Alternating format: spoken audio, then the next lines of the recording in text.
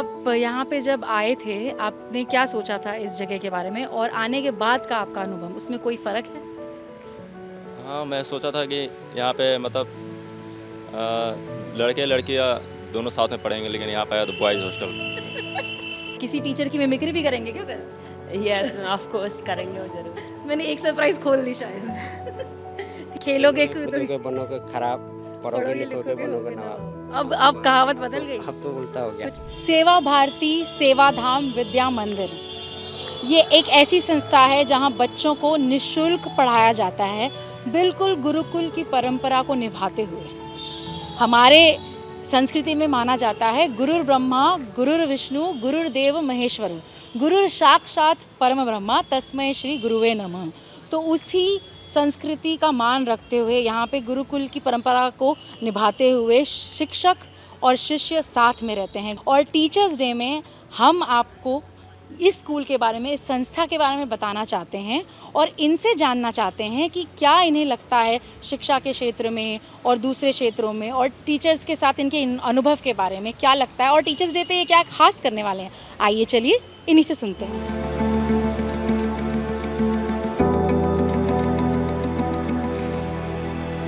बच्चों से पूछना चाहूँगी कि आपके लिए आपका क्या मैसेज है सर के लिए। मतलब जस्ट फील होता है कि लगता नहीं है कि टीचर जस्ट कैजुअली होके पढ़ाते हैं और मुझे बहुत अच्छा लगता है, इसलिए मैं दिल से शुक्रिया अदा करना चाहता हूँ श्रीमान शिवराम सर को। टीचर्स डे पे क्या स्पेशल करने वाले हो आप लोग? कुछ सरप्राइज है तो मत बताना, उसके अलावा बता दो।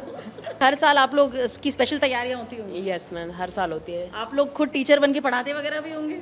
यस, सीनियर क्लास के भैया लोग हमें पढ़ाते हैं। हम यहाँ पर 6 साल से, हमारे वैदिक काल से परंपरा है, गुरु प्रणाली परंपरा। तो उस गुरु प्रणाली परंपरा को हम यहाँ जीते हैं। यहाँ के शिक्षक केवल अपना सिलेबस ही ख़त्म नहीं करते, बल्कि जीवन के उन मूल आधार, उन मूल कर्तव्यों के बारे में भी हमें सिखाते हैं। चरित्र निर्माण हुआ, समाज के लिए हमें क्या करना चाहिए, हमारा क्या क्या दायित्व है अपने समाज में। हम जब क्षेत्र में जाएंगे, क्योंकि हम पूरा साल भर यहीं रहते हैं, तो जब हम अपने क्षेत्र में जाते हैं तो इन्हीं शिक्षक जो होते हैं वो हमें सिखाते हैं कि हमें समाज में क्या करना है, हमारी क्या भूमिका है। हमें मूल आधार भी सिखाते हैं, मॉडल्स वैल्यू भी सिखाते हैं। आपने कभी प्रधानमंत्री का परीक्षा पे चर्चा सुना है, जहाँ पे वो शिक्षकों से और बच्चों से बातचीत करते हैं? देखा है आपने? हाँ जी, मैंने देखा है। क्या अनुभव रहा? प्रधानमंत्री नरेंद्र मोदी जी परीक्षा पे चर्चा कार्यक्रम करते हैं, उसमें विद्यार्थी को बताते हैं कि एग्ज़ाम के समय हमें क्या करना चाहिए, एग्ज़ाम प्रेशर को कैसे हैंडल करना चाहिए, कि हमें कूल रह के एग्ज़ाम देना चाहिए, और शिक्षार्थी का क्या मायने होते हैं, उन सब के बारे में प्रधानमंत्री जी हमें बताते हैं। व्यक्तित्व के बारे में पढ़ते थे, जो हमें कुछ लेने देना नहीं होता था। लेकिन अभी हम नए शिक्षा नीति के अनुसार अगर हम देखें तो अभी उसमें बहुत कुछ बदलाव हुए हैं। हमारे जो इतिहास थे वो दबाए गए थे, लेकिन अभी हम जब देखते हैं तो हम उन सब के बारे में जान सकते थे। इससे हमारे आने वाली भविष्य पीढ़ी के बारे में, अपने हिंदू संस्कृति के बारे में, अपने सब समाज के बारे में हम जान सकेंगे। पहले ऐसा नहीं हुआ करता था। टीचर्स के लिए तो सरप्राइज रहेगा, बट हमारे चैनल को बता दीजिए क्या आप लोग ने प्रोग्राम बनाए हैं। तो देखिए, पूरे साल भर तो टीचर हमें यहाँ पढ़ाते हैं, सुबह से लेकर शाम तक एक गुरुकुल परंपरा की तरह टीचर के साथ ही हम रहते हैं पूरे दिन भर। तो ये हमारे लिए बहुत सौभाग्य है कि उनको भी हम एक दिन दे पा रहे हैं, उनके भी स्वागत के लिए, उनका भी अभिवादन के लिए हमें एक दिन मिल रहा है, तो हम बहुत खुश हैं इस दिन पर। गुरु ने एक संस्कृत में श्लोक कहते हैं, तमसो मा ज्योतिर्गमय, जो हमें तमस रूपी अज्ञानता से ज्ञान रूपी उजाले की ओर ले जाते हैं, उनके लिए हम कुछ कर रहे हैं, तो ये बहुत खुशी की बात है और मैं बहुत एक्साइटेड भी हूँ इसके लिए। जो बच्चे दूर दराज एरिया में, जहाँ पर एजुकेशन की अच्छी व्यवस्था नहीं है, सामाजिक रूप से, आर्थिक रूप से जो पिछड़े बच्चे हैं, पिछड़ा क्षेत्र है, वहाँ से हम बच्चों को लाते हैं, सिलेक्शन करते हैं और जो टॉप लेवल तक उनको हम पहुँचाते हैं। बहुत अच्छा लगता है इस तरह के बच्चों को पढ़ा कर के भी, और ईश्वर की कृपा है कि हम लोग इस क्षेत्र में सफल भी हैं। हमारे बच्चे बहुत ही ऊंची पोस्ट तक पहुँचे हैं। आपसे मेरा एक सवाल था कि टीचर्स डे है, ठीक है, तो आपने ये प्रोफेशन टीचिंग का क्यों चुना? बहुत अच्छा क्वेश्चन मैम किया आपने। वास्तव में मैं कई बार सोचता हूँ और मैंने बच्चों से कई बार कहा भी है कि हम बहुत ही किस्मत वाले हैं जो मैं टीचर हूँ। सुबह सुबह से टॉप जो जीवन के जो फेजेस होते हैं उनमें जो टॉप फेज है बचपन, उस बचपन को मैं देखता हूँ और खिलते हुए चेहरे, मुस्कराते हुए बच्चे मुझे सुबह सुबह और रिगार्ड देते हुए मिलते हैं, ये मेरे लिए बड़ा ही सौभाग्य का विषय है। ऐसे विद्यालय में हूँ जहाँ पर शिक्षा से ज़्यादा संस्कारों पर जोर है। हमारे बच्चे शिक्षा मतलब आम किसी स्कूल में होते वो रिगार्ड हमको नहीं मिलता, जिस रिगार्ड को मैं चाहता वो यहाँ पर मुझे मिल रहा है। हमारे बच्चे सुबह सुबह उठ के जब भी मिलते हैं मेरे पैर छूते हैं, तो मैं ईश्वर को धन्यवाद करता हूँ कि हे ईश्वर, तूने मुझे बहुत ही अच्छी जगह पर भेजा। तो गुरु शिष्य परंपरा के बारे में और हमारी जो गुरुकुल की जो रीत रही है उससे कितना मेल खाता है यहाँ का जो स्कूल है, आप बताएंगे? पहले जैसा है, जैसे कि पहले साथ में गुरु के साथ रह के बच्चे पढ़ाई करते थे। यहाँ भी टीचर्स यहीं पे रहते हैं अपने कैंपस में। कुछ प्रॉब्लम होता है, कुछ सब्जेक्ट के रिलेटेड यहाँ से पूछ सकते हैं हम लोग। जो टीचर्स होते हैं वो पूरे एनर्जेटिक होते हैं, जिसने हमें पूरा स्कूल के हर टाइम वो जब भी हम कुछ भी क्वेश्चन पूछें, जैसे हमारे यहाँ के टीचर जितने भी एक क्वेश्चन को हम जब तक समझ ना पाएँ, जितना बार पूछें उतना बार हमें बताते हैं। वो एनर्जी उनमें कैसे आते हैं उसका हम कल अनुभव लेने वाले हैं, जिससे कि हमें पता चलेगा। जॉब आसान नहीं है टीचर जॉब का। आसान नहीं है जी। तो टीचर्स को थैंक यू कहना चाहोगे? हैप्पी टीचर्स डे विश जी, करना चाहोगे? हैप्पी टीचर से मैं सभी शिक्षक जो उनको धन्यवाद करता हूँ, जो हमारे जीवन को सुधारते हैं और हमें अपने जीवन को सीखने का ये मार्गदर्शन देते हैं। टीचर्स डे के माध्यम से आप देश में जो भी हमारा ये वीडियो देखने वाला है, बच्चों को या टीचर को कोई संदेश देना चाहते हैं? देखिए, मैं ये मानता हूँ कि किसी भी चरित्र निर्माण की कहें तो वो उसकी मेन भूमिका जो है वो शिक्षक निभाता है। जो शिक्षा है वो जन्मजात प्रारंभ होती है, माँ बाप शिक्षक होते हैं सबसे पहले, उसके बाद में विद्यालय उसका वो होता है, और उसके बाद फिर वो जिस प्रोफेशन में जॉब करेगा वो हम सीनियर्स उनके गुरु होते हैं। तो गुरु जो होता है वो एक निर्माण का कार्य करता है, चरित्र निर्माण का कार्य करता है, सर्वांगीण विकास का कार्य करता है। जैसा कि चाणक्य ने भी चंद्रगुप्त का निर्माण किया, परमहंस जी ने विवेकानंद जी को तैयार किया, समर्थ गुरु ने शिवाजी को तैयार किया। मैं शिक्षक दिवस जो मनाया जाता है 5 सितंबर को राष्ट्रपति जी की याद में मनाया जाता है, क्योंकि वो भी एक शिक्षक, एक गुरु रहे। तो उन्होंने देश को कैसे ठीक से आगे बढ़ाया जाए ऐसा उन्होंने प्रयास किया। तो मैं आपके माध्यम से ये कहना चाहूँगा कि सभी शिक्षक अपने रोल को अच्छा प्ले कर ही रहे हैं। सभी छात्र और किसी भी रूप में जो किसी से शिक्षा लेता है वो उसका गुरु होता है, उसका सम्मान करें और इस शिक्षक दिवस पे प्रण लें कि हम कम से कम एक शिक्षार्थी को हम शिक्षा देने का कार्य करेंगे, उसके जीवन में कोई परिवर्तन करने का कार्य करेंगे। पिछले 10 साल में आपने क्या बदलाव देखा है एक शिक्षा के क्षेत्र को लेकर? देखिए, भारत को अपने आज़ाद हुए या 74-75 साल हो गए हैं और उस दौरान बहुत सारी परिवर्तन हुए हैं, बहुत सारी शिक्षा नीतियाँ आई हैं छात्रों के निर्माण के लिए, विकास के लिए, स्कूल के विकास के लिए। लेकिन मैं ये देख पा रहा हूँ कि हमारा जो भारत देश है एक अखंड भारत है और उस अखंड भारत में हमारे पूर्वजों, हमारे महानुभावों जो कहीं छूट रहे थे वो एक बार दोबारा से हमारे सिलेबस में आना प्रारंभ हुए हैं। मोदी जी ने परिवर्तन करने का प्रयास किया है। NEP न्यू एजुकेशन पॉलिसी 2020 को लाकर उन्होंने अपने भारत के शिक्षा जगत में एक क्रांति लाने का कार्य किया है, जिसमें छात्र जो है वो एजुकेशनल ट्रेनिंग इंस्टीट्यूट के माध्यम से टेक्निकली वो सबल होगा, देश को और आगे प्रगति पे ले जाने का कार्य करेगा। तो मैं ये कहूँगा कि हाँ, पिछले 10 सालों में बहुत ज़्यादा परिवर्तन हुआ है अपनी शिक्षा नीति में और शिक्षक भी इसमें बहुत ही ज़्यादा अपना बढ़ चढ़ कर भाग ले रहे हैं। टीचिंग एज ए प्रोफेशन और कोचिंग एज ए प्रोफेशन, एक होता है कि खुद खेल रहे हो एज ए प्लेयर, एक होता है कि खिलाड़ी बना रहे हो, इसमें क्या फ़र्क है? देखिए, जब हम लोग खुद खेलते हैं तो इतना मतलब समझ में नहीं, जैसे कोचेस होता है हमारा, जब वो बताते हैं उस समय हमारा इतना समझ भी नहीं आता है क्योंकि हम उस समय ग्राउंड में होते हैं। लेकिन अब जब हम खुद बच्चों को सिखाते हैं तो हमें पूरा दिखता है। अच्छा खिलाड़ी होने में और अच्छा कोच होने में बहुत फ़र्क होता है। जी बिल्कुल डिफरेंस है उसमें।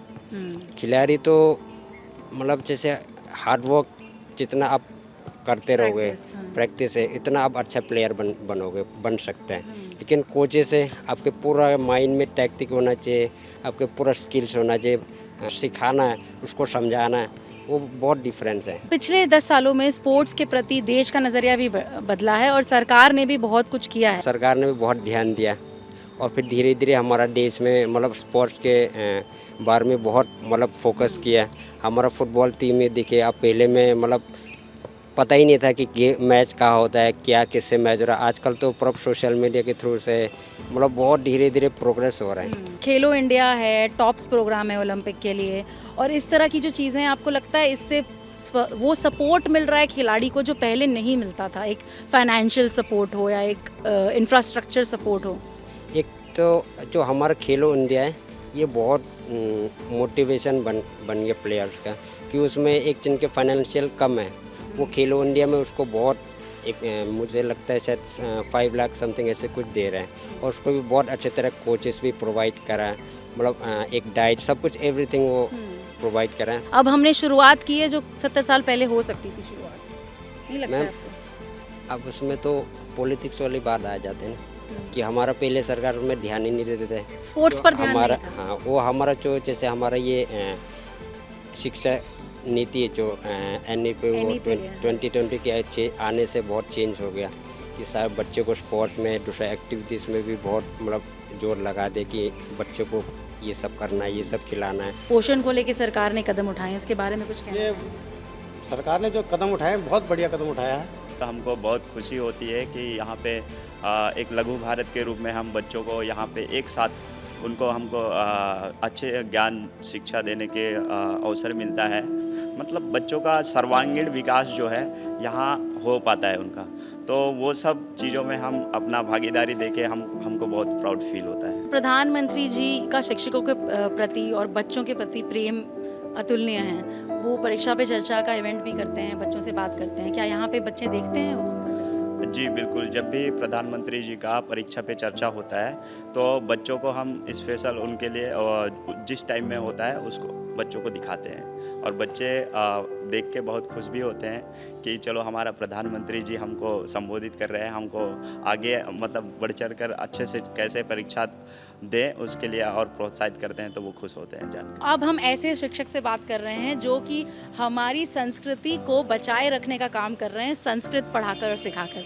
तो आपको ये सब्जेक्ट जो आप पढ़ा रहे हो, यही सब्जेक्ट आपने पढ़ाना चुनने की कोई वजह है? जी, मम नाम नितिनः अस्ति। मेरा नाम नितिन है। मैंने 12वीं तक साइंस साइड पढ़ी है, मैथ फिजिक्स केमिस्ट्री। उसके बाद मैंने देखा जहाँ मैं रह रहा था वहाँ पे हमारी संस्कृत को दबाया जा रहा है, यानी कि संस्कृत भाषा को बहुत दबाया जा रहा है। लोग क्या समझते हैं कि अगर साइंस पढ़ रहा है तो इंजीनियर बन जाएगा, खूब पैसे कमाएगा, हमारा बेटा नाम करेगा। क्या हम संस्कृत पढ़ के इंजीनियर नहीं बन सकते हैं? संस्कृत पढ़ के हम IAS नहीं बन सकते हैं? मैं ऐसे लाखों एग्जाम्पल दे सकता हूँ जो संस्कृत पढ़ के IAS बने हुए हैं। एक एग्जाम्पल देता हूँ 2015 का, हमारे IAS रैंक 5 शशांक त्रिपाठी नाम है उनका, संस्कृत को उन्होंने ऑप्शनल में रखा।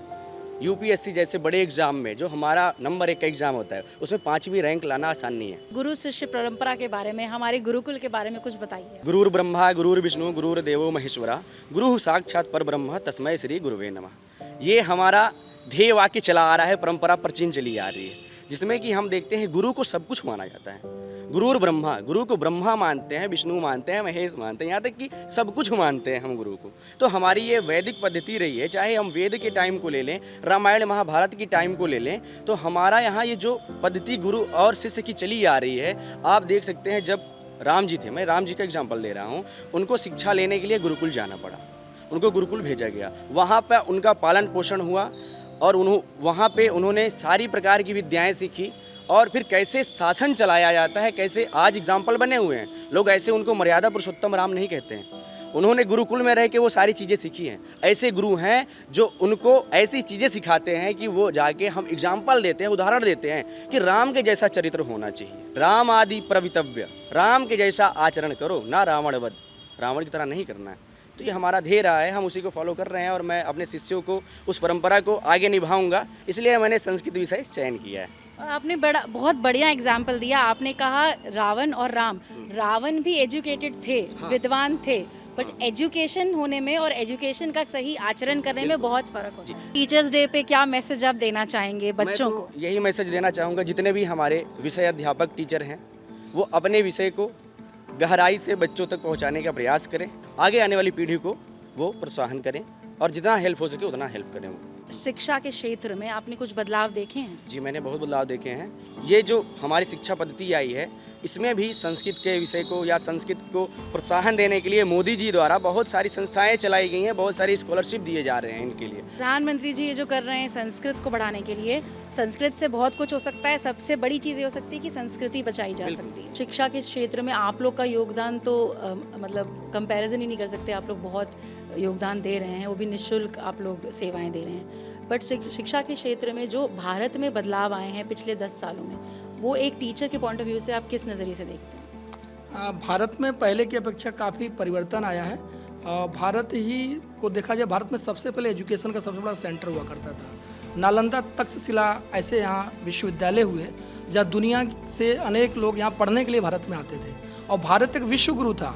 भारत एक पूरी दुनिया का मार्गदर्शन करता था। ऐसी स्थिति 10 सालों के अंदर देखने को मिल रही है कि आज भारत उस स्थिति में खड़ा हो रहा है। आज भारत के देखा जाए तो हमारे प्रधानमंत्री जी अनेक देशों में जाते हैं जहां आज तक कोई प्रधानमंत्री वहां तक पहुंचा ही नहीं, और एजुकेशन की बात चीज़ वहां की जा रही है। अभी नालंदा को फिर डेवलप किया है बिहार के अंदर, और जो कि हमारे पुरातन पौराणिक काल में नालंदा का बड़ा चर्चा है। अनेक आताताई भारत के अंदर आए, उसके बाद भी भारत की जो एजुकेशन व्यवस्था है आज भी बनी हुई है। प्राचीन काल से ही एजुकेशन का बहुत बड़ा रोल भारत के अंदर रहा है। अभी न्यू एजुकेशन पॉलिसी भारत के अंदर आई है। हम अपने सेवाधाम में उस न्यू एजुकेशन पॉलिसी को एक पहले से ही हम उसको चला रहे हैं, जो कि अभी भारत सरकार ने भी लागू की है।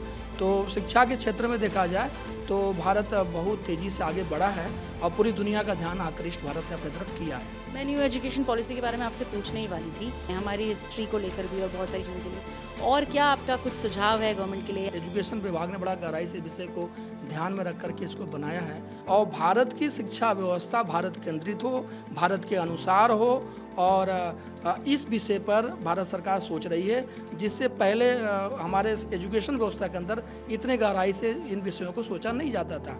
देश की आज़ादी के बाद भी हम उस सारी चीज़ों को पढ़ रहे थे जिसकी आज हमें आवश्यकता नहीं है। हमें भारत के इतिहास को जानने की आवश्यकता है। हमारा एजुकेशन भारतीयकरण के हिसाब से होना चाहिए, भारत के अनुसार होना चाहिए। ये सारे विषय बिंदु को ध्यान में रख करके न्यू एजुकेशन पॉलिसी में इसको स्थान दिया गया है। तो ये था नो द नेशन का टीचर्स डे स्पेशल। आपने देखा गुरु शिष्य परंपरा कैसी है इस संस्थान में, आपने इस संस्थान के बारे में भी जाना, आपने देखा कि नेशनल एजुकेशन पॉलिसी कैसे चेंज ला रही है, आपने देखा कि स्पोर्ट्स कैसे अब करिकुलम में है, कैसे स्पोर्ट्स में, एजुकेशन में, हर क्षेत्र में पिछले 10 सालों में क्या चेंज आए हैं। और ये संस्था, जिस संस्था के बारे में हमने आपको दिखाया, कैसे यहाँ पे सेवा भारती के द्वारा चल रही सेवा भारती सेवाधाम विद्या मंदिर कैसे गुरु शिष्य परंपरा और गुरुकुल परंपरा को आज भी जीवित रख रही हैं। कैसा लगा आपको हमारा ये वीडियो, प्लीज़ हमें कमेंट में बताएं। और thank you so much for watching. That's me, Divya Singh Sharma, signing off.